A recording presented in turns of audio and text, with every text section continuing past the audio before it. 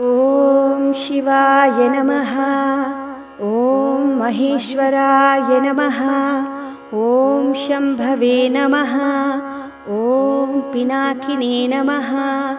ॐ शशिशेखराय नमः। ॐ वामदेवाय नमः। ॐ विरूपाक्षाय नमः। ॐ कपर्दिने नमः। ॐ नीललोहिताय नमः। ॐ शङ्कराय नमः। ॐ शूलपाणये नमः। ॐ खट्वाङ्गिने नमः। ॐ विष्णुवल्लभाय नमः। ॐ शिपिविष्टाय नमः। ॐ अम्बिकानाथाय नमः। ॐ श्रीकण्ठाय नमः। ॐ भक्तवत्सलाय नमः। ॐ भवाय नमः। ॐ शर्वाय नमः। ॐ त्रिलोकेशाय नमः।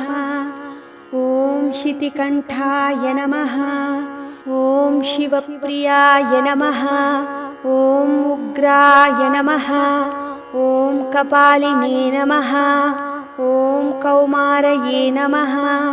ॐ अन्धकासुरसूदनाय नमः। ॐ गङ्गाधराय नमः। ॐ ललाटाक्षाय नमः। ॐ कालकालाय नमः। ॐ कृपानिधये नमः। ॐ भीमाय नमः। ॐ परशुहस्ताय नमः। ॐ मृगपाणये नमः। ॐ जटाधराय नमः। ॐ कैलासवासिने नमः। ॐ कवचिने नमः। ॐ कठोराय नमः। ॐ त्रिपुरान्तकाय नमः। ॐ वृषाङ्काय नमः। ॐ वृषभारूढाय नमः। ॐ भस्मोद्दूलितविग्रहाय नमः। ॐ सामप्रियाय नमः। ॐ स्वरमयाय नमः। ॐ त्रयीमूर्तये नमः। ॐ अनीश्वराय नमः। ॐ सर्वज्ञाय नमः। ॐ परमात्मने नमः। ॐ सोमसूर्याग्निलोचनाय नमः। ॐ हविषे नमः। ॐ यज्ञमयाय नमः। ॐ सोमाय नमः। ॐ पञ्चवक्त्राय नमः। ॐ सदाशिवाय नमः। ॐ विश्वेश्वराय नमः। ॐ वीरभद्राय नमः। ॐ गणनाथाय नमः। ॐ प्रजापतये नमः। ॐ हिरण्यरेतसे नमः। ॐ दुर्दर्शाय नमः। ॐ गिरीशाय नमः। ॐ गिरिशाय नमः। ॐ अनघाय नमः।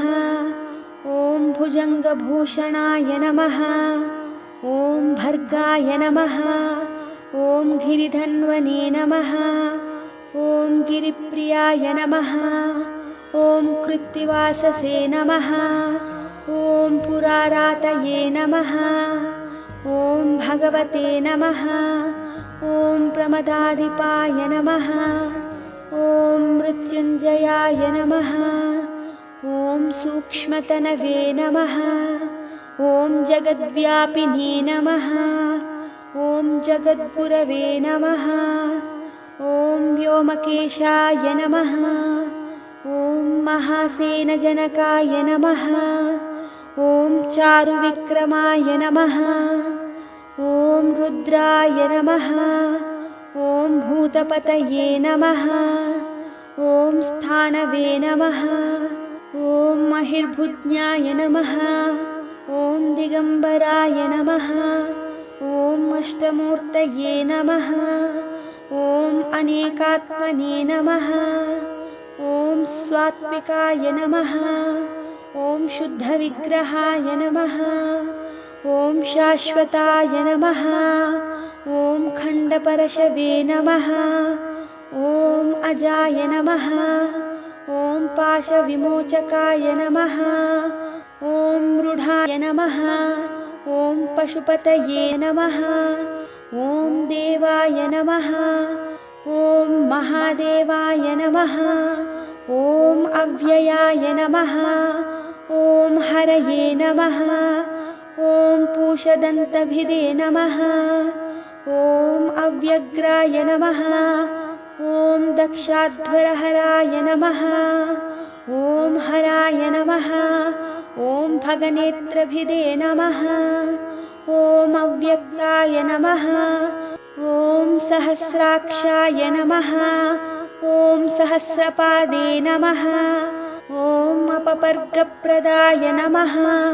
ॐ अनन्ताय नमः। ॐ तारकाय नमः।